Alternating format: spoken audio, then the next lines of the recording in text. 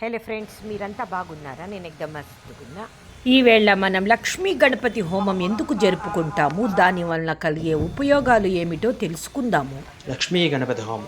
ఏకదంతం మహాకాయం తప్తకాంచన సన్నిభం లంబోదరం విశాలాక్షం వందేహం గణనాయకం పద్మప్రియే పద్మిని పద్మహస్తే పద్మాలయే పద్మదలాయతాక్షి విశ్వప్రియే విష్ణుమనోనుకూలే త్వత్పాద పద్మం మై సన్నిధిస్వాహ.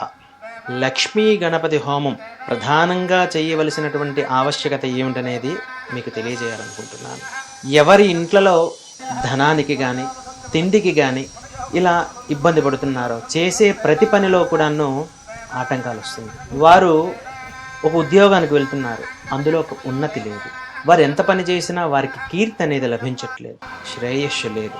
ఇలాంటివన్నీ అధిగమించాలి అంటే లక్ష్మీ గణపతి హోమం చేయడం అనేది అత్యంత ఆవశ్యకత. మనకి పురాణాల్లో చెప్పబడింది ఏమిటంటే, కలువు చండీ గణపతి. కలియుగంలో చండీ హోమము, లక్ష్మీ గణపతి హోమము అంటే గణపతి హోమము చేయడం చాలా ప్రత్యక్ష ఫలప్రదమైనటువంటిది. గణపతికి ఉండ్రాళ్ళు, అమ్మవారికి తామర పువ్వులు లేదా తామర గింజలు, నెయ్యి సమృద్ధిగా మంచి నెయ్యితో మనం చేయాలి. అదేవిధంగా కర్రపుల్లలు ఉంటాయి, కర్రపుల్లలోని చెద పట్టకూడదు, పురుగులు ఉండకూడదు. ఇలా మనం ఎప్పుడైతే నిస్వార్థముగా ద్రవ్యం లోపం లేకుండా మనం ఎప్పుడైతే చేస్తామో, ఆ లక్ష్మీ గణపతి యొక్క అనుగ్రహం పరిపూర్ణంగా లభిస్తుంది.